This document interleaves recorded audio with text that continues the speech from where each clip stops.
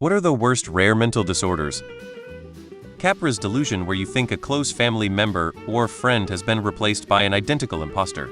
Nothing worse than to lose trust in someone who you're close to. Postpartum psychosis. New mothers have murdered their children because of it. Yuzunido.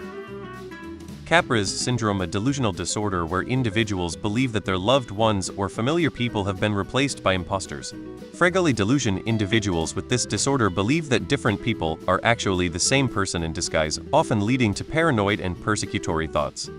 I'm not sure if this counts, but fatal familia insomnia. One day you just never sleep again. Very rare, and genetic people with new insomnia swear they have it, and it's posted all the time on the insomnia sub and drives me crazy.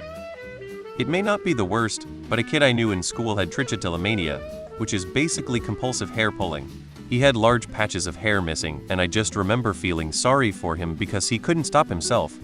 Alien hand syndrome. You literally cannot control one hand. You zip your coat up, the other hand undoes it. You brush your teeth, the other hand grabs it off you. Walking corpse syndrome. You think that you're dead or don't exist with this disorder.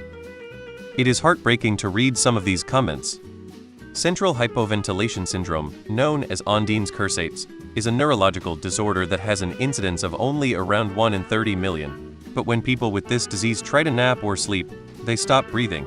That means they have to be hooked up to a ventilator every single night in order to stay alive. Schizophrenia. I don't wish it upon anybody. Munchausen syndrome by proxy.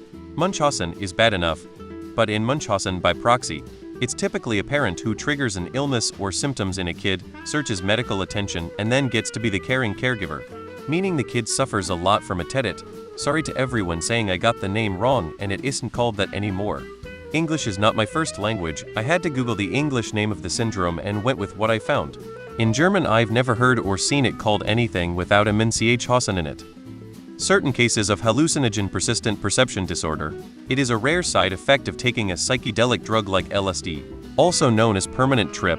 It has varied degrees of severity and distress levels, but some people are basically stuck in a bad trip for years. Terrifying hallucinations and delusions. I have a mild version from psychedelic mushrooms that isn't distressing, but is persistent and distracting. I basically see mild visual distortions all the time, shapes moving and waving, seeing fractals, more colorful lights, etc. Paranoid personality disorder. The tragedy of it is that no one who has it wants to get help. I've got a friend who has treatment-resistant schizophrenia. It's so awful. Capra's syndrome.